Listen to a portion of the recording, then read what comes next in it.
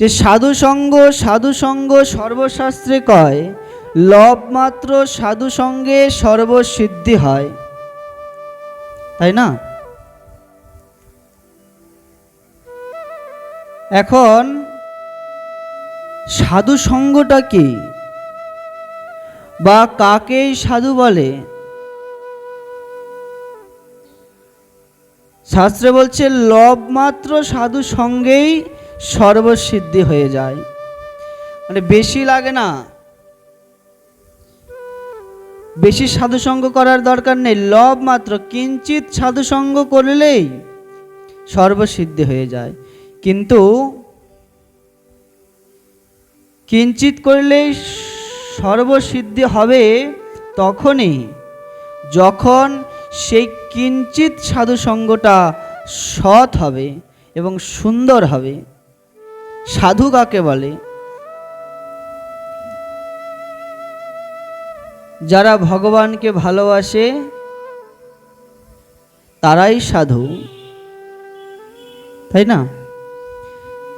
যারা ভগবানকে ভালোবাসে তারাই সাধু। কিন্তু এবং বলা যায় যারা কণ্ঠে তুলসীর মালা পরে এবং ললাটে তিলক অঙ্কন করে তারাও সাধু। কিন্তু তারা সাধু, কিন্তু শাস্ত্রে বলছে যার মুখ দেখি ভুলে যাবে হরি, তার কাছে তুমি তার মুখপানে চেও না।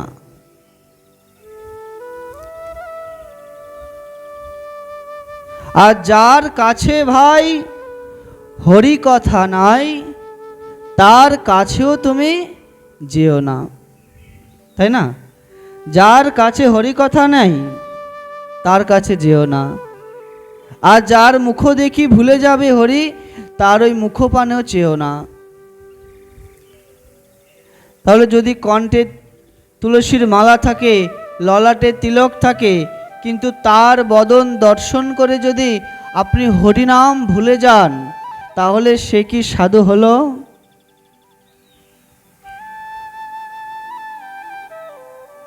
বলছে হবে না কেন?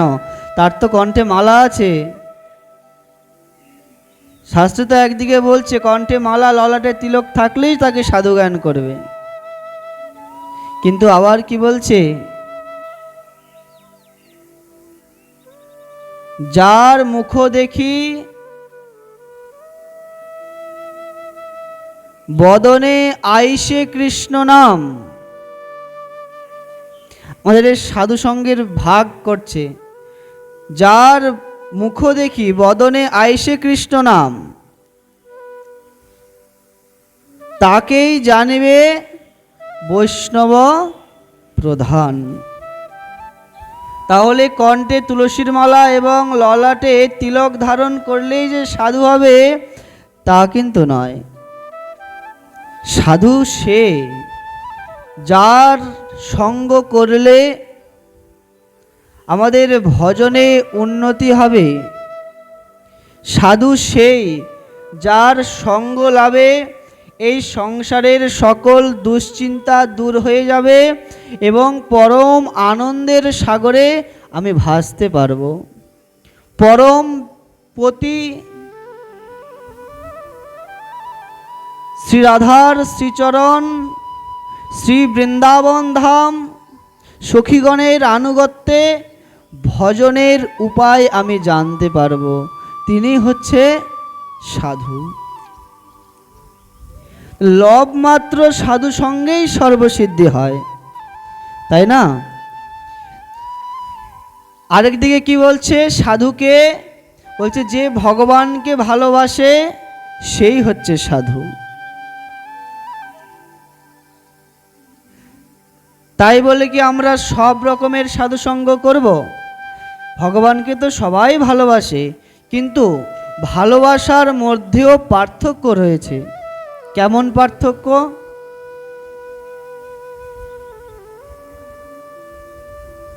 বা কোন জাতীয় সাধুসঙ্গ করব? পার্থক্যটা হচ্ছে আমাদের এই যে বৃন্দাবন ধাম,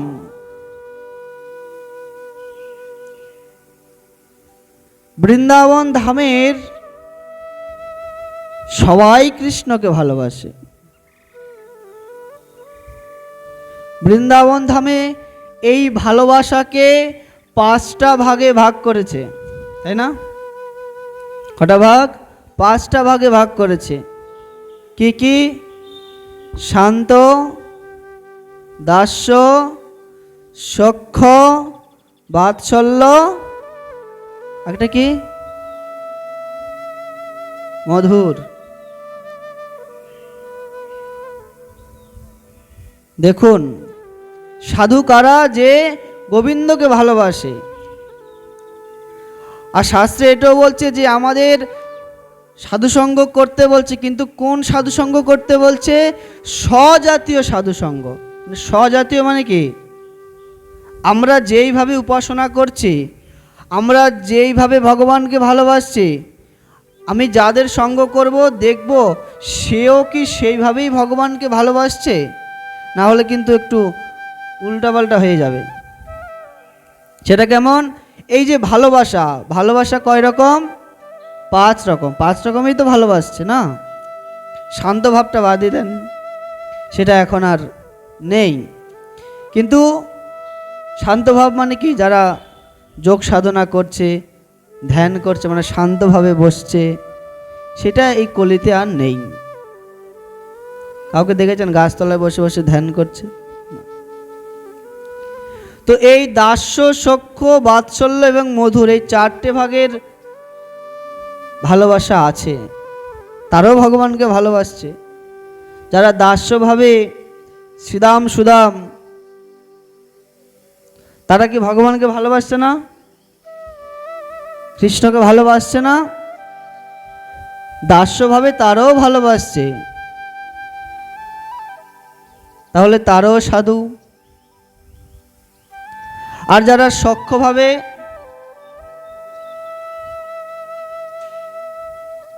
সখ্যভাবে ব্রজের সখারা তারাও ভালোবাসছে, তারাও সাধু। আবার সখ্যভাবও হার মেনে যায় কোন ভাবের কাছে? বাৎসল্য ভাবের কাছে হার মেনে যায়। মাতা যশোমতী, পিতা নন্দ, তারাও গোবিন্দকে ভালোবাসছে, বাসছে না? কোন ভাবে? বাৎসল্য ভাবে। তাহলে তারাও সাধু। কিন্তু আবার যখন মধুর ভাব চলে আসে, তখন সে স্থানে আর বাৎসল্য ভাবের কোনো অধিকার থাকে না। বলে ছেলেটাকে যে কেন বিয়ে করালাম, বিয়ে করানোর পর থেকে আমার কথা আর শোনে না, তাই না? যখন ঘরে যখন বউ চলে আসে, তখন আর মায়ের কথা শোনে না। কারণ দাস্যভাবে যেই সুখ আছে, সেই দাস্যভাবের সুখের মধ্যে সখ্যভাবের সুখ নেই।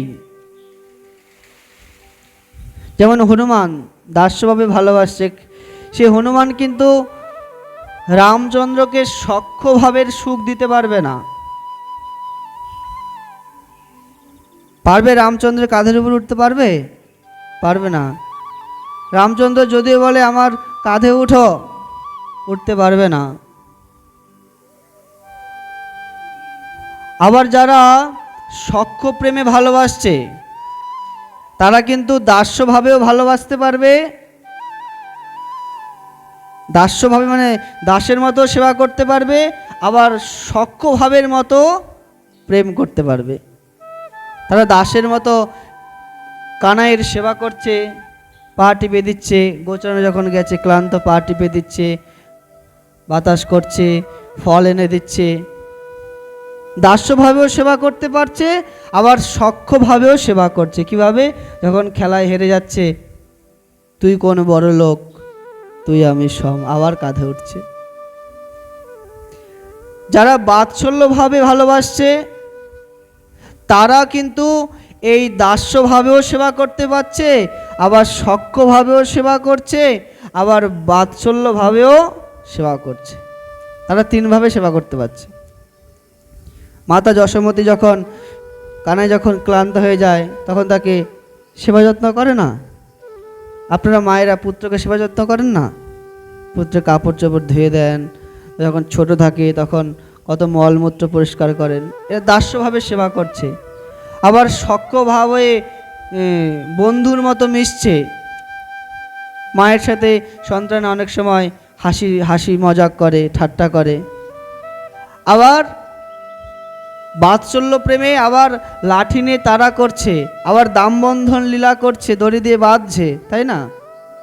তাহলে দেখেন এখানে দাস্যভাবও আছে, সখ্যভাবও আছে, আবার বাৎসল্য ভাবও আছে, তাই না? কিন্তু কৃষ্ণকে পরিপূর্ণ সুখ দিতে পারবে না। পরিপূর্ণ সুখের জন্য আবার কোথায় যাবে? মধুর ভাবের কাছে। একমাত্র এই মধুর ভাবেই কৃষ্ণকে পরিপূর্ণ সুখ দেওয়া যায়। তাই বলছে সবাই তো ভগবানকে ভালোবাসছে, তাহলে সবাই সাধু। কিন্তু আমাদেরকে বলেছে যে স্বজাতীয় সাধুসঙ্গ করতে হবে। তাহলে স্বজাতীয় সাধুসঙ্গটা কি? আমরা যদি গোস্বামীগণের আনুগত্যে ভজন করি, তাহলে গোস্বামীগণ আমাদের কি শিখিয়ে গেছে? মহাপ্রভু আমাদেরকে কি শিখিয়ে গেছে? মহাপ্রভু আমাদের কেমনভাবে ভালোবাসতে বলছে? এবং মহাপ্রভুর মহাদান কি? রাধা দাস্য, তাই না? গোস্বামীগণ আমাদের সেটাই শিখিয়েছে। বাবা বিলাপ কুসুমাঞ্জলি পাঠ করছে, সে রঘুনাথ দাস গোস্বামী কি বলছেন, কত সুন্দর করে বলছে। বলছে কৃষ্ণ তোমাকে আমি ভালোবাসি না। কথাগুলো মাথার উপর দিয়ে চলে গেলে কিন্তু হবে না। কিরকম প্রেম! বলছে কৃষ্ণ তোমাকে আমি ভালোবাসি না, তাহলে বলছে আমার রাধারানী তোমাকে ভালোবাসে, তাই বাসি। জয় রাধে। তোমার সঙ্গে আমার কোনো সম্পর্ক নেই, রাধারানী ভালোবাসে তাই আমি বাসি। রাধারানী যদি তোমাকে ভালো না বাসে তাহলে তোমার সঙ্গে আমার কোনো সম্পর্ক নেই। তাহলে কি শিখিয়েছে? রাধা দাস্য।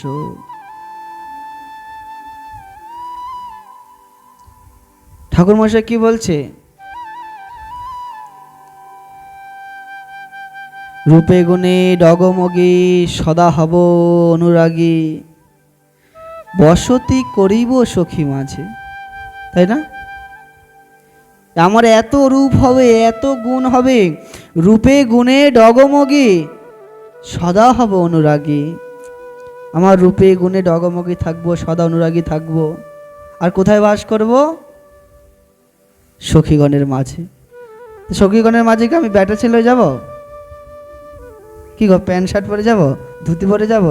না, ধুতি পরে আমি এই নবদ্বীপে থাকবো মহাপ্রভুর পার্শ্বদের সঙ্গে। ওখানে তো আর সখী হয়ে যেতে পারবো না। আমাদের দুই লীলার স্মরণ এবং দুই লীলার ভজন, একটা হচ্ছে বৃন্দাবন লীলা আর একটা হচ্ছে নবদ্বীপ লীলা। আগে আমাদের কোন লীলা স্মরণ করতে হবে? নবদ্বীপ লীলা। কারণ প্রথমে নিতাই চরণ আশ্রয় করতে হবে, নিতাই চরণ পেলে গৌরচরণ পাওয়া যাবে, আর গৌরচরণ পেলেই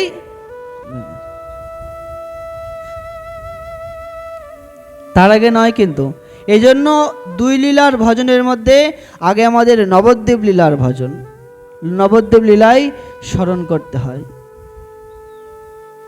গৌরাঙ্গ মণ্ডল ভূমি যেবা জানে চিন্তামণি, তার হয় ব্রজভূমে বাস। আগে গৌরাঙ্গ মণ্ডল ভূমিটাকে যদি চিন্তামণি না মানা যায়, না জানা যায়, তাহলে ওই ব্রজভূমে বাস হবে না। তাহলে আগে কোনটা? এই নবদ্বীপ লীলা স্মরণ করতে হবে। তাই নবদ্বীপ লীলায় যখন গৌরাঙ্গের সঙ্গে সঙ্গে থাকবো, সঙ্গী হয়ে পার্শ্বদ হয়ে, তখন আমার বড় বড় চুল থাকবে, কাছা থাকবে, এখানে আবার কোচা থাকবে, এরকম ভাবতে হবে। তখন আমি ব্রাহ্মণ কুমার, আর আমার বয়স কত? 80। 80 হলে তো বুড়া হয়ে যাবে, আর নাচতে পারবো না তো। মহাপ্রভুর এত নৃত্য কীর্তন সংকীর্তন দৌড়াদৌড়ি লাফালাফি হবে? তখন তো আর হবে না, পিছনে বসে থাকতে হবে। তখন যেটা পেয়ারা প্রসাদ দেয়, পেয়ারা, আর হবে না। তা 80 বছর না, আমার বয়স হবে কত? 12 কি 13, এরকম বয়স হবে। তখন এরকম ভাবতে হবে। আর যখন বৃন্দাবন লীলায় যাব, তখন আমাকে সখী ভাবতে। তাই ঠাকুরমশাই বলছে রূপে গুণে ডগমগী।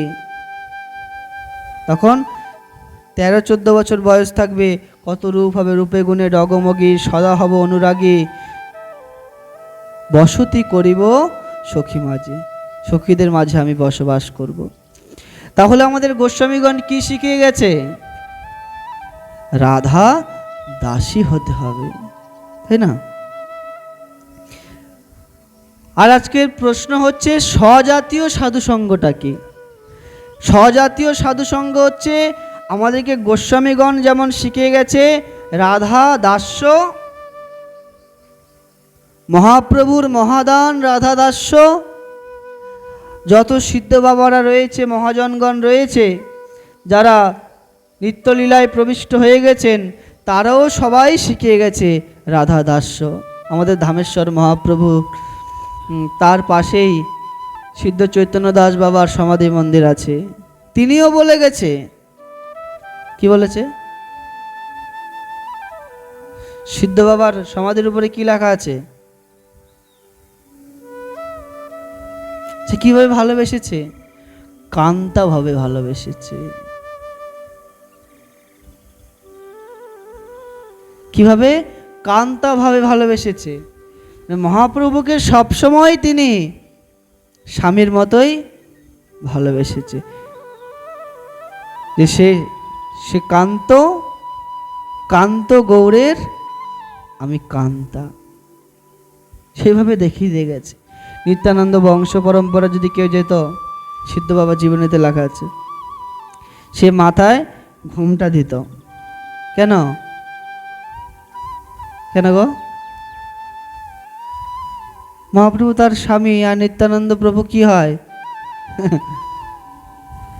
ভাসুর।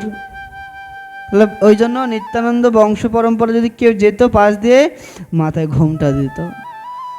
এখন তো আর সেগুলো নেই, এখন ঘুমটাই নেই, দেবে কোথা থেকে? যাই হোক, তো সেইভাবেই আমাদেরকে ভজন শিখে গেছে,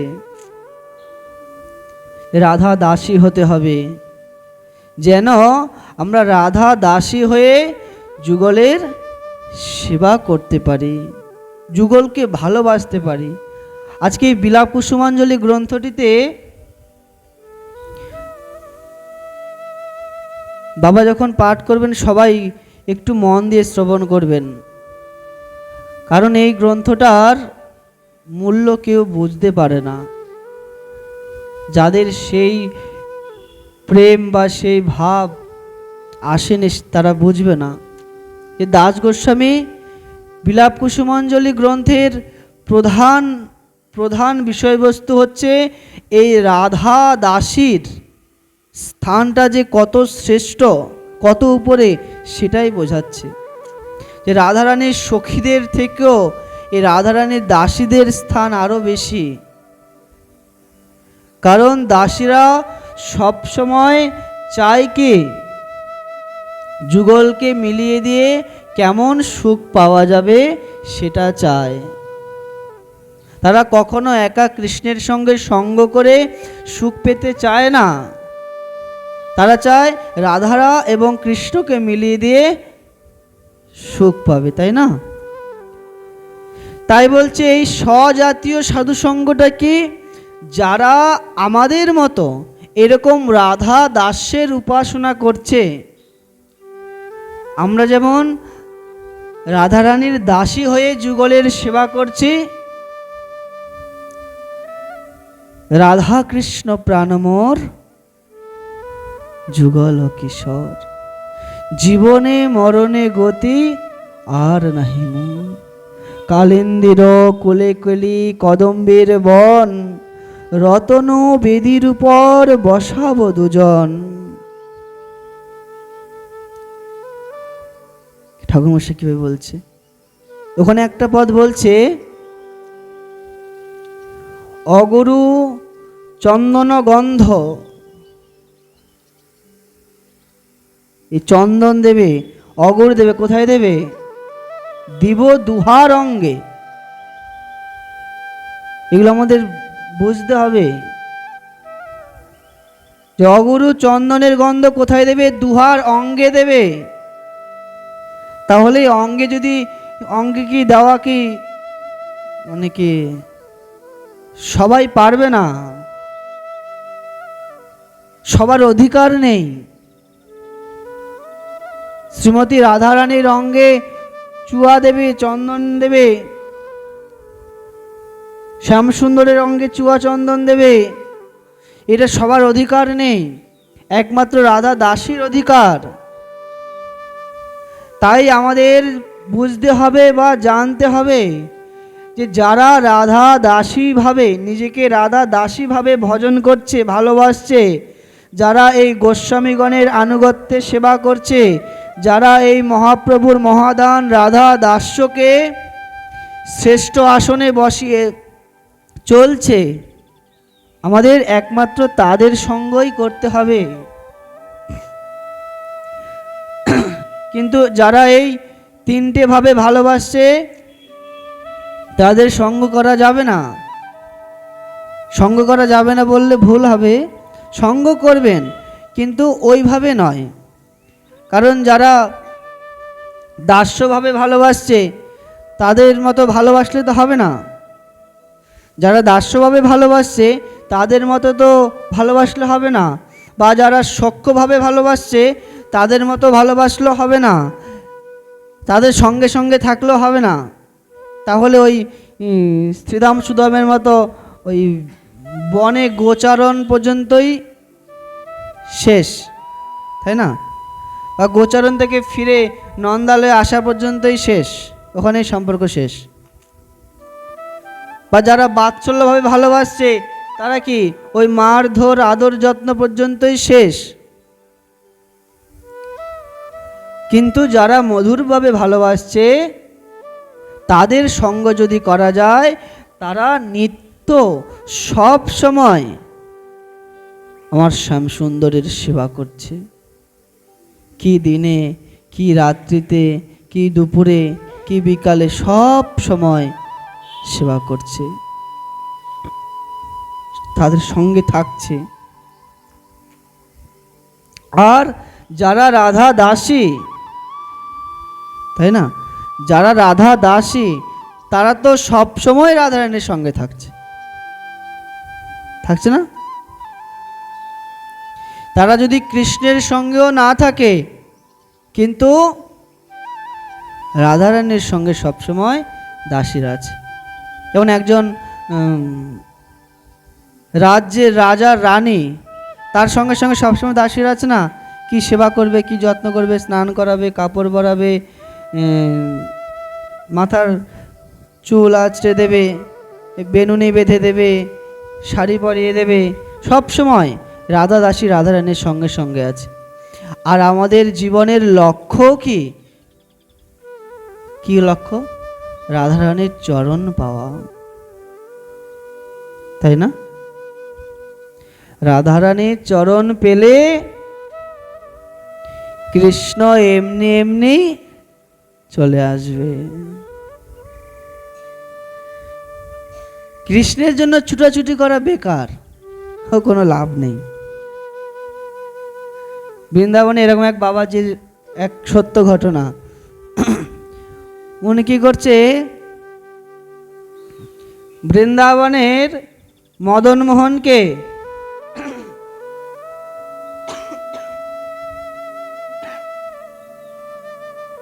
উনি ব্রত করেছে। ব্রত কি ব্রত? মদনমোহনকে প্রত্যেক দিন মালা পরাবে, নিজের হাতে পুষ্প চয়ন করে মালা গেঁথে প্রত্যেক দিন মদনমোহনকে পরাবে। কিন্তু কিন্তু তার একটা শর্ত আছে। মদনমোহনের সঙ্গে শর্ত করেছে যে হে প্রভু, হে কৃষ্ণ, আমার এই ব্রত কতদিনের? 12 বছরের। আমি 12 বছর পর্যন্ত তোমাকে আমি নিজের হাতে মালা গেঁথে তোমাকে আমি প্রত্যেক দিন মালা পরাবো। কিন্তু আমার একটা শর্ত আছে, 12 বছর পরে 13 বছরের যে প্রথম সকাল, সেই সকালবেলা তোমাকে নিজে একে আমার বাড়িতে যেতে হবে। এই শর্ত দিয়ে, এরকম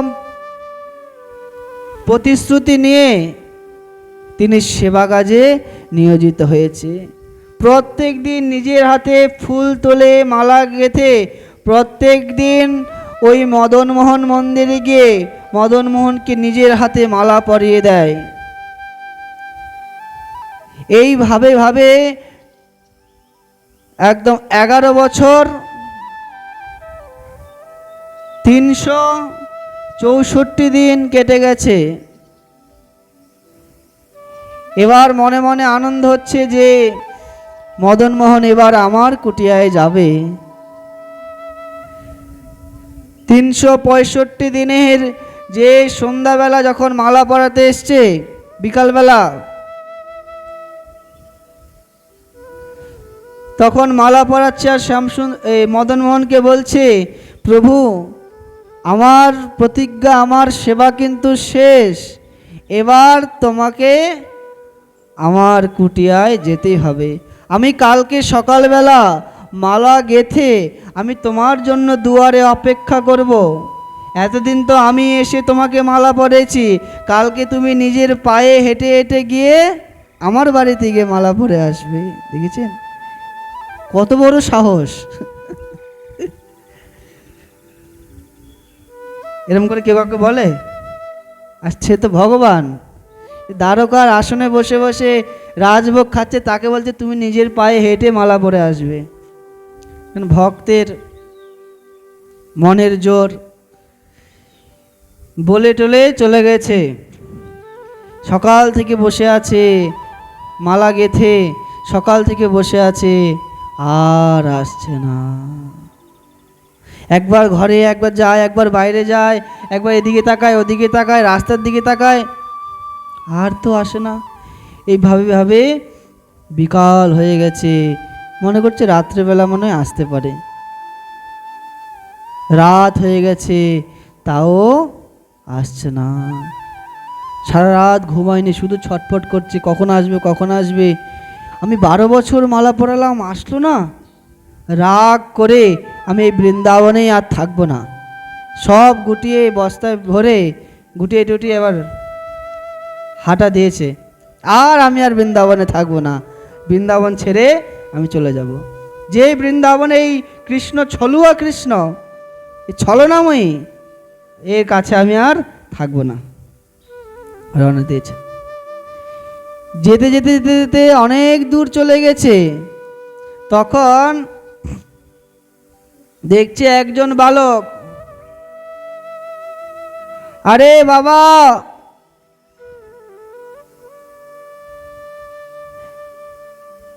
मुझे छोड़ के आप किधर जाओगे? কে? বলছে আমি মদনমোহন। ও এবার একটু মানে একটু কি বলে, ভাব হয়েছে, ভক্তের ভাব হচ্ছে। ও তুমি কোথাকার মদনমোহন? বলছে আরে আমাকে চিনতে পারছো না? এই যে 12 বছর ধরে যে আমাকে মালা গেঁথে গেঁথে পড়েছো না, আজকে আমি এসেছি, আমাকে মালা পরাও। বলছে এখন এসেছো কেন? কালকে সারাদিন সকাল থেকে অপেক্ষা করেছি, তুমি আসোনি, এখন কেন এসেছো? এখন আমার কাছে মালা নেই, মালা পরাতে পারবো না। বলছে আরে বাবা মালা তো পরাও। বলছে আমার কাছে মালা নেই, আর আমি তোমাকে কোনোদিন মালাও পরাবো না, আর আমি তোমার মুখও দর্শন করতে চাই না, তুমি চলে যাও এখান থেকে। কেন এসেছো? যখন আসার সময় তখন আসনি, এখন এসেছো, যাও। বলছে বাবা আমাকে ছেড়ে তুমি যেও না, হাত ধরে টেনে রেখেছে ওই ভক্তের, আমাকে ছেড়ে যেও না, তুমি মালা না পরালে আমাকে কে মালা পরাবে? বলছে অনেক পড়েছি 12 বছর, আর পরাবো না, আমি এবার যাকে পরানোর তাকেই পরাবো। বলছে কেন?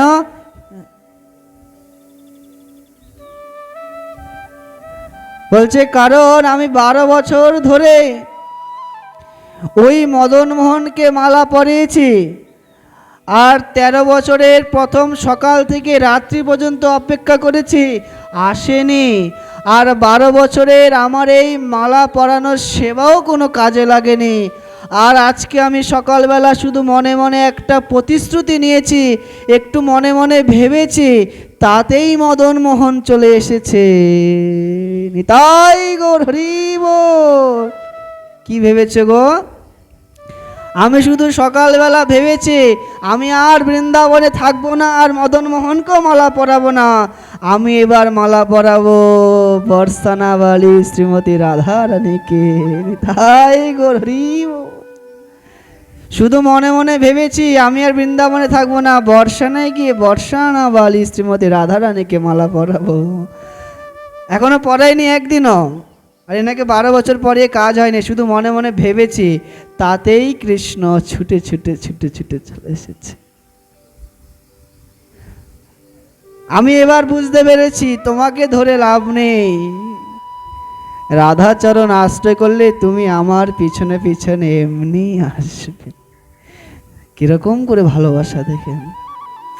তা রাধারানীর চরণ না পেলে কৃষ্ণ চরণ পাওয়া যাবে না। তাই আমাদের কি হতে হবে? রাধারানীর সঙ্গে সঙ্গে থাকতে গেলে রাধার দাসী হতে হবে। দাসী হলেই তো সঙ্গে সঙ্গে থাকতে পারবো। রাধারানীর 6 মাস বাপের বাড়ি থাকে, আর 6 মাস আমাদের লীলা স্মরণে এগুলো আছে। 6 মাস বাপের বাড়ি আর 6 মাস শ্বশুর বাড়ি, 6 মাস বর্ষানায়, আর 6 মাস হচ্ছে জাবটে, জাবটে আয়ান ঘোষের বাড়িতে। শ্রাবণ, বৈশাখ, জ্যৈষ্ঠ, আষাঢ়, এই 3 মাস থাকে জাবটে। বৈশাখ, জ্যৈষ্ঠ, আষাঢ়, শ্রাবণ, ভাদ্র, আশ্বিন, এইটা আবার চলে আসে বর্ষানায় 3 মাস।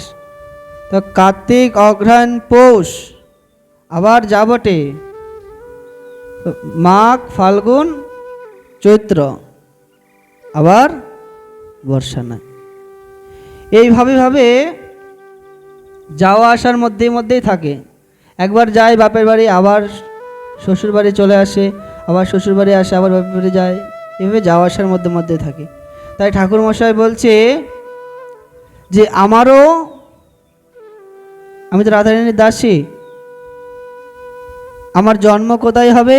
আমার জন্ম হবে, মানে ঠাকুরমশাই অভিলাষ করছে মনে মনে, যে আমার জন্ম হবে বর্ষানায় কোনো এক গোপের ঘরে। আহিরি গোপের ঘরে তনয়া হইয়া জন্মিব। কোনো এক গোপের ঘরে আমার জন্ম হবে। আর আমার কোথায় আমার বিয়ে হবে? কোথায় বিয়ে? জাবটে। কারণ জাবটে যদি বিয়ে না হয় থাকতে পারবো না। আপনাদের যারা বান্ধবী ছিল এখন আর দেখা টাকা নাই, কারণ এক একজন এক এক জায়গায় বিয়ে হয়েছে না। অনেক দিন পরে আসলে দেখা হয়, কথাবার্তা হয়। কিন্তু এরকম না, বলছে আমার বিয়ে হবে কোথায়, যাবটে। কারণ কেন এরকম বাসনা করছে? কারণ আমার যদি যাবটে বিয়ে না হয় তাহলে আমি তো রাধারানীর সঙ্গে থাকতে পারবো না। আর যদি রাধারানীর সঙ্গে থাকার ইচ্ছা হয় তাহলে আমার যাবটে বিয়ে হতে হবে। রাধারানী যখন বাপের বাড়ি আসবে আমিও তখন আমার বাপের বাড়ি আসব। কোথায়? বর্ষানায়। আবার যখন রাধারানী শ্বশুর বাড়ি যাবে আবার তার সাথে যাব। এইভাবে রাধারানীর সঙ্গে সঙ্গেই থাকতে পারবো। তাই বলছে স্বজাতীয় সাধুসঙ্গটা কি? রাধা দাস্য, বা যারা রাধা দাসী ভাবে ভালোবাসে তাদের সঙ্গই আমাদের করতে হবে। ঠাকুরমশাই বলছে জ্ঞানকাণ্ড কর্মকাণ্ড সকলই কিসের ভাণ্ড? বিষের ভাণ্ড। আমরা এত বুঝছি, এত জানছি, কিন্তু ঠাকুরমশাই নিজেই বলছে, আমি বলছি না, যে অমৃত বলিয়া যে বা খায়। হ্যাঁ আমরা বুঝছি জানছি, তবুও অমৃত বলে খাচ্ছি না। বলছে জ্ঞানকাণ্ড কর্মকাণ্ডকে ত্যাগ করতে হবে, সাধুসঙ্গ করতে হবে। তার মধ্যে আবার ভাগ করে দিয়েছে। প্রথমে বলছে সাধুসঙ্গ, সাধুসঙ্গ সর্বশাস্ত্রে কয়। প্রথমে সাধুসঙ্গ করতে বলছে, আবার সাধুসঙ্গটাকেও ভাগ করে দিয়েছে। কি বলছে? স্বজাতীয় সাধুসঙ্গ করতে বলছে। তাহলে যারা এই জ্ঞানকাণ্ডের মধ্যে আছে বা কর্মকাণ্ডের মধ্যে আছে তারা আমাদের স্বজাতীয় সাধু নয়। যারা জ্ঞান মার্গের মধ্যে আছে, যজ্ঞ করছে, তপস্যা করছে, হ্যাঁ ধ্যান করছে, যারা ভগবানকে নির্গুণ নিরাকার ব্রহ্ম বলছে, শুধু কোনো একটা জ্যোতির্লিঙ্গকেই ভজনা করছে, বা যাদের রাধাকৃষ্ণের উপাসনা নেই, যারা রাধাকৃষ্ণকে মানে না, এটা হচ্ছে জ্ঞানকাণ্ড। এদের সঙ্গ করা যাবে না। যাবে? যাবে না। আর বলছে কর্মকাণ্ড, যারা আমাদের এই বেদাচার জনিত ধর্মকর্মের মধ্যে রয়েছে তাদের সঙ্গ করা যাবে না। বেদাচার জনিত ধর্মকর্ম মানে কি? আমরা তো সংসারে আছি, এটা বললে আবার সবার একটু রাগ করে। না না, রাগ করবেন না। সংসারে থাকলে বেদাচার জনিত ধর্মকর্ম করতেই হবে, বাদ দিতে পারবেন না। সংসারে চলতে হবে তো। কিন্তু বলছে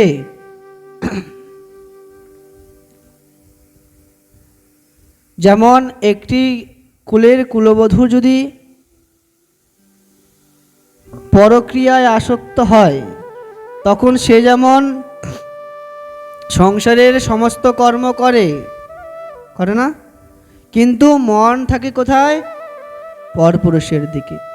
সেরকম বলছে এই কর্মকাণ্ড, আমরা যেমন সংসারে আছি, এই বেদাচার জনিত ধর্মকর্ম এগুলো আমাদের করতে হবে, কিন্তু আমাদের মন থাকবে কোথায়? গোবিন্দ চরণে, যুগলের চরণে, যুগলের প্রেমে, যুগলের ভালোবাসায় আমাদের সেখানে মন থাকবে। তাই আমরা যতই বেদাচার জনিত ধর্মকর্ম করি না কেন, ধরুন এখন সংসারে আছি, লক্ষ্মী পূজা তো করতে হবে, সরস্বতী পূজা একটু পুষ্পাঞ্জলি দিতে হবে, যাই করি না কেন, যেই দেবদেবতার পূজা করি না কেন, দেবদেবতার পূজা করতে যে একদম বারণ করছে তা কিন্তু নয়। শ্রদ্ধা করো, তাকে ভালোবাসো, যদি তার পূজা অর্চনা করতে, তাকে যদি প্রণাম করতে হয়, ভক্তি করতে করো, কিন্তু একটাই মনে মনে ইচ্ছা বাসনা থাকবে, ধন জন নাহি মাঘি ন ধনং ন জনং ন সুন্দরী কবিতা বা জগদীশ কাময়ে। ধন জন নাহি মাগি কবিতা সুন্দরী,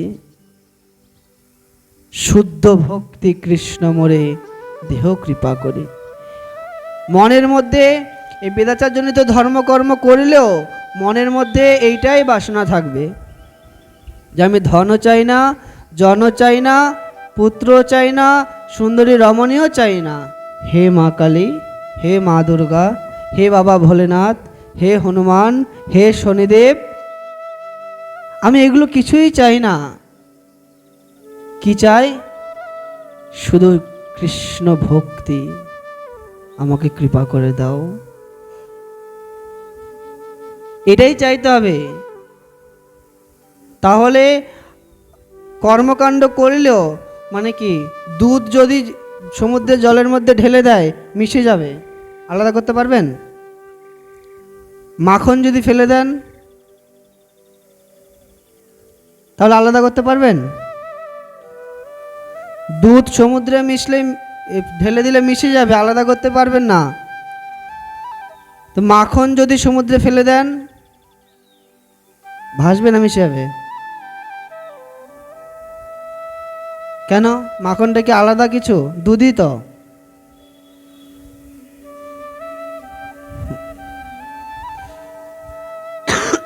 আমাদের হৃদয়টাকে সেরকম মন্থন করে করে কিন্তু কি করতে হবে, প্রথমে দুধটাকে একটা জায়গায় রাখতে হবে, তারপর সেটাকে মন্থন করে করে দুধটা এক জায়গায় রেখে দিলে কি হবে? দই হবে। দইটাকে মন্থন করে করে মাখনে পরিণত হবে। তারপরে মাখনটা সমুদ্রে ফেলে দিলে আর মিশবে না। যে সেরকম অন্তরটাকে সাধুগুরু বৈষ্ণবের চরণে মন্থন করতে করতে করতে করতে এই মনটাকে মাখনে পরিণত করতে হবে। তখন মনের মধ্যে একটাই বাসনা থাকবে, কি? ধনজন নাহি মাগি কবিতা সুন্দরী, শুদ্ধ ভক্তি কৃষ্ণ মোরে দেহ কৃপা করে। তখন যতই বেদাচারজনিত ধর্মকর্ম করুন না কেন, মনে যদি এই একটাই কামনা থাকে, একটাই বাসনা থাকে, তাহলে সব বেদাচারজনিত ধর্মকর্ম করলেও কিছুর সাথে মিশে যাবেন না, আলাদা আলাদা থাকবেন। কেউ আপনাকে ডুবাতে পারবে না, কেউ আপনাকে একদম মানে ভাসাতেও পারবে না, কেউ আপনার সঙ্গে একাকারও হয়ে যেতে পারবে না, যদি গোবিন্দ চরণে মন থাকে। তাই ঠাকুরমশাই বলছে, জ্ঞানকাণ্ড কর্মকাণ্ড কেবলই বিষের ভাণ্ড। এগুলোর থেকে দূরে থাকতে হবে, এদের সঙ্গ করা যাবে না। যদি স্বজাতীয় সাধু সঙ্গ করতে হয়, যারা রাধা দাস্যভাবে ভালোবাসছে রাধারানীকে, যুগলকে, একমাত্র তাদের সঙ্গই করতে হবে। তাই ঠাকুরমশাই বলছে,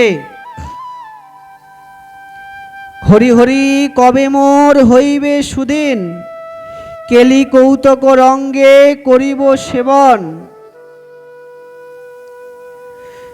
প্রার্থনা করছে, বারবার বলছে আমার কবে সুদিন হবে, কবে সুদিন হবে। এ বড় অদ্ভুত কথা। ছিল নরোত্তম দাস ঠাকুর মহাশয়, তিনি হচ্ছে প্রেম ভক্তির মহারাজ, তারপরেও বলছে, কি বলছে? কবে সুদিন হবে। তো ওনার কি সুদিন হয়নি? বলুন তো, সুদিন হয়নি? এই প্রার্থনাগুলো যদি পড়ি তখন শুধু বারবার ঠাকুরমশাইয়ের দৈন্যতাই হৃদয় কাঁপিয়ে দেয়। এত দৈন্যতা, যাকে রাধারানী সাক্ষাৎ কৃপা করেছে, নিজে এসে সেবার ভার দিয়েছে, সেই বলছে হরি হরি কবে মোর হইবে সুদিন। যে রাধারানীর সাক্ষাৎ চম্পক মঞ্জরি ভাবে সেবা করছে, সেই বলছে আমার কবে সুদিন হবে। আর আমাদের একটু কিছু হয়েছে কি না হয়েছে, ব্যাস আমরা পেয়ে গেছি, আমাদের আর দরকার নেই। আর উনি বারবার বলছে কবে সুদিন হবে। কিরকম দৈন্যতা! কি সুদিন হবে, কি চাচ্ছে? যে ললিতা বিশ্বকর সনে যতেক সখীর গণে মণ্ডলী করিব দোহ মেলি, রায় কানো করে ধরি নৃত্য করে ফিরি ফিরি, নিরখি গোয়াব কৌতূহলী। কবে সুদিন হবে? কি সুদিন? বলছে কবে ওই ললিতা বিশ্বকার সঙ্গে থেকে, রূপমঞ্জরীর পিছনে পিছনে থেকে রাসমণ্ডলীতে যাব, আর সেই রাসমণ্ডলীতে রায় কানো যখন হাত ধরে ধরে ওই রাসমণ্ডলীতে ঘুরে ঘুরে নৃত্য করবে, আমিও ওই রূপমঞ্জরীর এবং ললিতা বিশ্বকার সখীর পিছনে দাঁড়িয়ে দাঁড়িয়ে কবে ওই নৃত্য, কবে ওই রূপমাধুরী, কবে ওই যুগলের রূপরাশি আমি দর্শন করব, কবে কবে হবে? সাধকের সবসময় আর্তনাদ, সবসময় চাওয়া। ভজনের মূল কথাই হচ্ছে খোঁজা। আমরা যেটা বলছি ভজন করা, ভজনের মূল কথাই হচ্ছে খোঁজা। কি খুঁজবো? একটা মায়ের কাছ থেকে যখন মেলায় গেলে কোনো সন্তান হারিয়ে যায়, তখন মা যেমন পাগল হয়ে যায়, বা ঘরের ছেলে যখন ঘরে ফিরে না, হারিয়ে যায়, তখন মা যেমন পাড়ায় পাড়ায় গিয়ে কাঁদে, সবাইকে বলে দেখেছো দেখেছো আমার সন্তানকে দেখেছো, এই পথেই তো গিয়েছে, আমার সন্তানকে এইরকম দেখতে, তোমরা কি দেখেছো?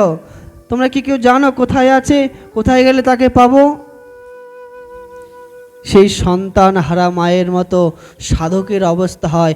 সেও খোঁজে, সেও বারবার বলে তোমরা কি দেখেছো আমার শ্যামসুন্দরকে, তোমরা কি দেখেছো আমার রাধারানীকে, তোমরা কি দেখেছো যুগলকে, কোথায় গেলে তাকে পাবো, কিভাবে পাবো, কেমনভাবে ডাকবো, কেমনভাবে সেবা করব, কেমনভাবে ডাকলে আসবে, কোন পথে গেলে পাবো? না গো, ভজনের মূল কথাই হচ্ছে খোঁজা। খুঁজতে হবে, না খুঁজলে পাওয়া যাবে না। যদি ঘরে বসে থাকলে হবে না, খুঁজতে হবে, পাগলের মতো খুঁজতে হবে। বলছে খোঁজা যদি, ব্যাকুলতা যদি চরম প্রান্তে পৌঁছে যায়, তখন আর ভগবানও আর লুকিয়ে থাকতে পারে না। ভগবান তো লুকিয়ে থাকবেই। যে ভক্ত যদি, কৃষ্ণ যদি ছুটে ভক্তে ভক্তি মুক্তি দিয়া, কভু প্রেম ধন না দেয় রাখে লুকাইয়া। সে তো লুকিয়ে রাখবে, প্রেম ধন দেবে না, লুকিয়ে রাখবে। কিন্তু ভক্তের খোঁজা যদি প্রবল হয়, তাহলে আর কিছুই লুকিয়ে রাখতে পারবে না, সামনে আনতে বাধ্য। সেজন্য খুঁজতে হবে। তারপরে কি বলছে? অলস বিশ্রাম ঘরে গোবর্ধন গিরিবরে, রায় কানো করিবে শয়ন। তারপর নৃত্য করছিল তো, নৃত্য আমি দর্শন করলাম। তো নৃত্য করতে করতে যখন রায় কানো ক্লান্ত হয়ে গেল, পরিশ্রম করেছে, ক্লান্ত হয়ে কোথায় গেছে? গোবর্ধন গিরিবরে, গোবর্ধনের তটে সেই কুঞ্জের মধ্যে রায় কানো বিশ্রাম করবে। আর নরোত্তম দাসে কয় এই যেন মোর হয় অনুক্ষণ চরণ সেবন। ঠাকুর মশাই বলছে আমার যেন এমন দশা হয়। কি দশা গো? যখন তারা ক্লান্ত হয়ে শয়ন করবে না, আমি যেন গিয়ে তাদের চরণ দুটি সেবা করতে পারি। সাধকের সাধনাই তো এইটা গো।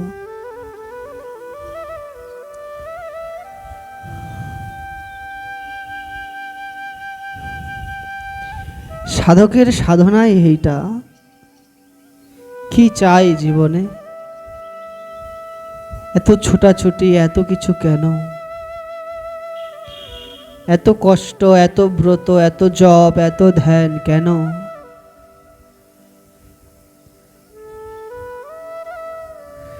শুধু একটু যুগল চরণ সান্নিধ্যে যাওয়ার জন্য। এত কষ্ট কেন? এত ত্যাগ কেন?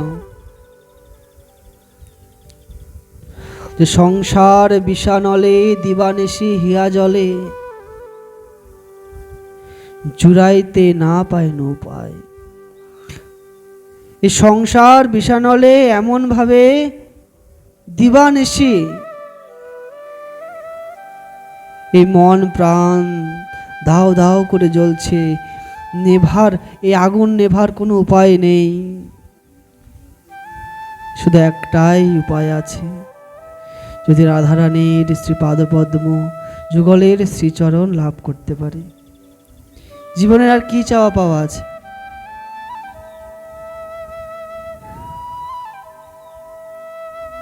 কার কখন বেলা চলে যায়, আগো কার কখন সময় শেষ হয়ে যায় কে বলতে পারে? যদি বলি বুড়া হলে ভজন করব, যদি আমি বুড়াই না হই, ভগবান যদি আমার থেকে সেই সুযোগটাই কেড়ে নেয়, তাহলে ওই জন্য বৃথায় সময় নষ্ট করা যাবে না। দিন গেল মিছা কাজে, রাত্রি গেল নিদে, না ভজিনু রাধা কৃষ্ণের চরণ আর বৃন্দে।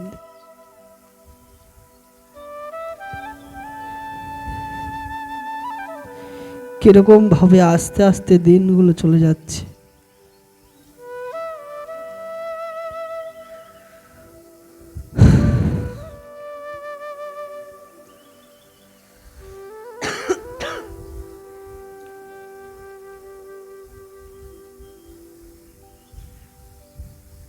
তাই ঠাকুর মশাই বলছে, চাওয়া পাওয়া কোথায় শেষ হবে জানেন? আজকে এত চাওয়া পাওয়া কোথায় শেষ হবে? বলছে যদি আমি যুগলের চরণ সান্নিধ্যে যেতে পারি। কবে হবে জানে না, এখনই যে হবে তাও জানে না, হতেও পারে, না হওয়ার কি আছে, আর নাও হতে পারে, হওয়ার কোনো গ্যারান্টি নেই। কিন্তু ভালোবাসতে হবে, প্রেম করতে হবে,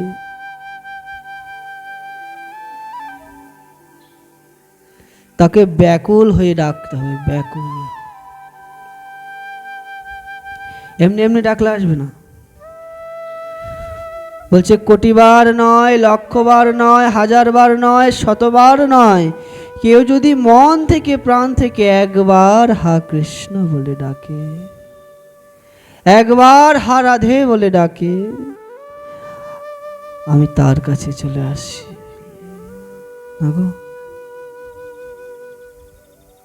আমাদের তো একবার ডাকাটাই হলো না। বলছে একবার ডাকলে চলে আসে, আমরা তো তাহলে কত ডাকে, আসে না তো। বলছে ডাকো, কিন্তু ওই একবার ডাকটাই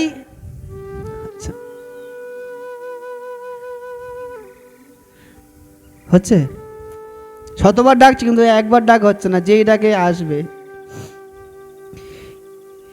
এই হৃদয়ে লোভ থাকতে হবে তার চরণ পাওয়ার, হৃদয়ে ব্যাকুলতা থাকতে হবে। চাওয়া পাওয়া যদি প্রবল আকার ধারণ করে, তাহলে সে আর থাকতে পারবে না, আসতে বাধ্য। কারণ ভক্তের কাছেই তো, বলছে ভক্তের চেষ্টা, ভক্তের পরিশ্রম। যেমন আমরা দামবন্ধন লীলায় দেখতে পাই, বারবার 2 আঙ্গুল দড়ি কম পড়ে যাচ্ছিল না কেন?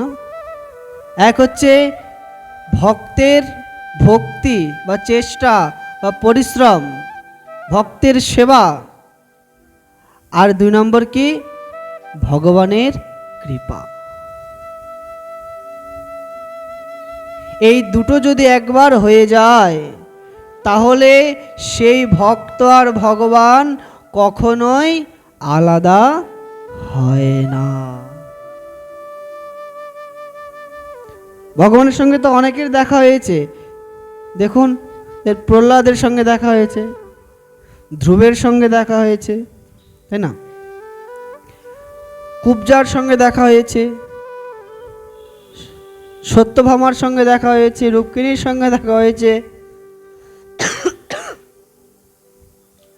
অর্জুনের সঙ্গে দেখা হয়েছে, হয়েছে না? কৌরব বংশ, ধৃতরাষ্ট্র, ভীষ্ম, মহাভারতের সবার সঙ্গে দেখা হয়েছে। কিন্তু কেউ কি আটকে রাখতে পেরেছে? দেখা হয়েছে কিছুক্ষণের জন্য, দেখা হয়েছে, ভালোবাসা হয়েছে, সম্পর্ক হয়েছে, প্রেম হয়েছে, সব কিছু শেষ হয়ে গেছে, ভগবান তাদের কাছ থেকে চলে গেছে। তারা কিন্তু আটকে রাখতে পারে নাই, না? শুধু আটকে রাখতে পেরেছে কারা? ব্রজ গোপিকাগণ। ব্রজ গোপিকাগণই একমাত্র আটকে রাখতে পেরেছে। তাদের কাছ থেকে ছুটে পালাতে চাইলো, পালানোর পথ নাই।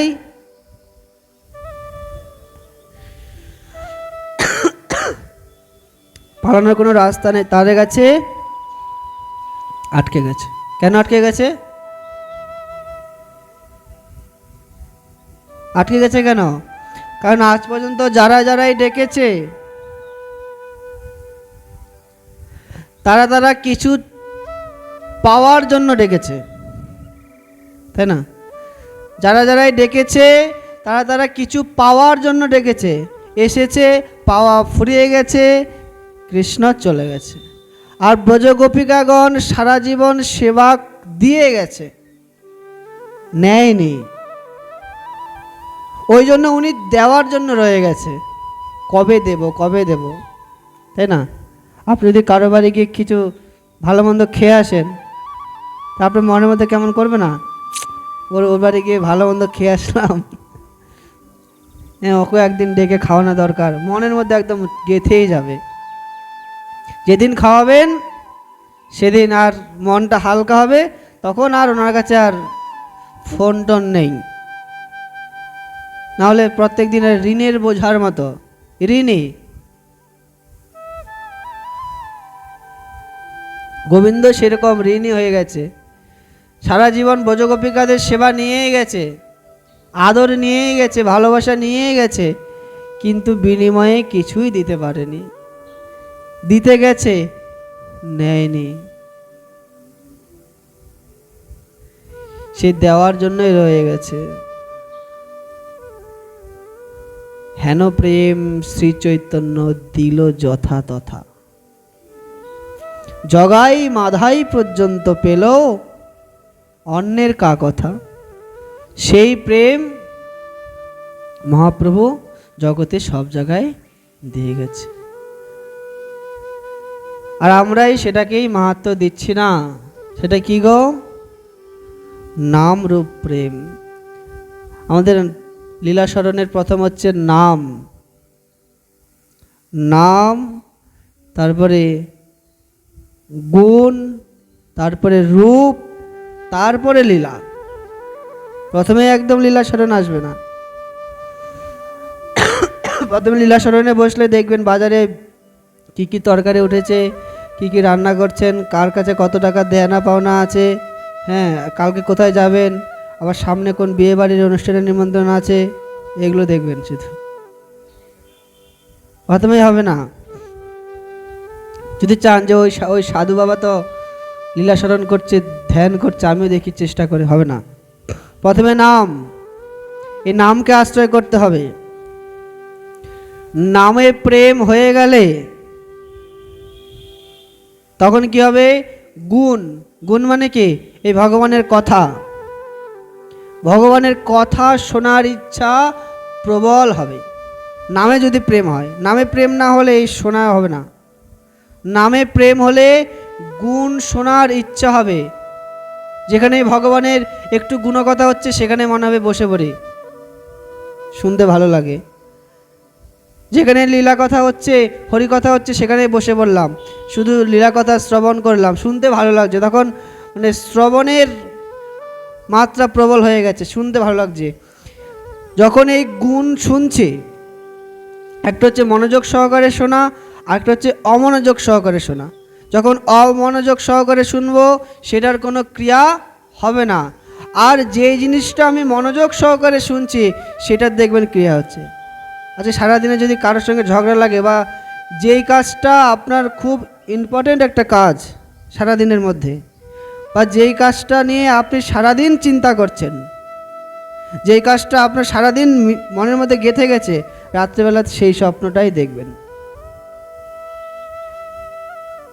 কি সত্যি না মিথ্যা? বলে আমরা কি স্বপ্ন দেখবো না দেখবো আপনি কি করে জানেন? না, আমার সাথে হয়তো আমার কথা অনুযায়ী আপনাদেরকে বলছি। তাই সারাদিন যদি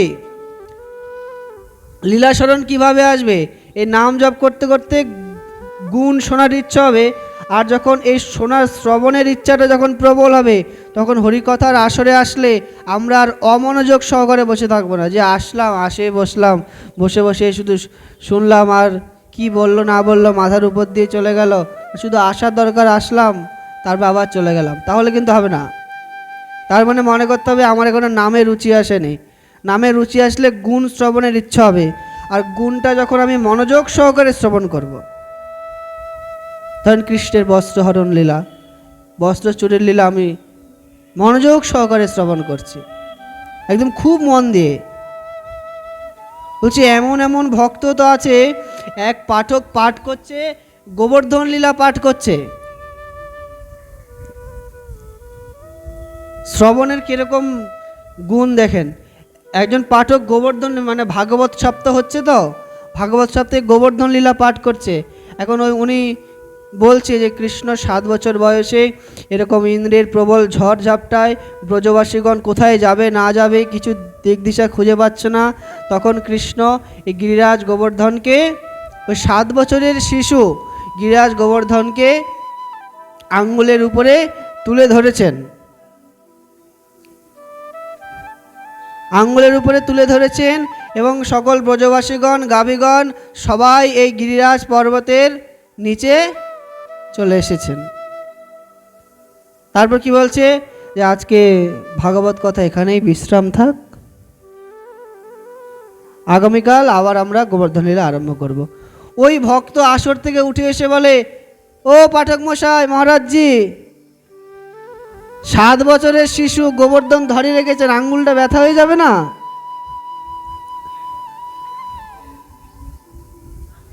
কিরকম ভাবেন, কিরকম শ্রবণ হচ্ছে। আপনি যা ধরে রেখেছেন, গিরিরাজটাকে নামিয়ে রেখে যান, নাহলে তো সারা রাত সারাদিন ধরে রাখবে, হাত ব্যথা হয়ে যাবে তো। তার মানে কিরকম মনোযোগ সহ, কিরকম মাইন্ড দিয়ে শুনছে।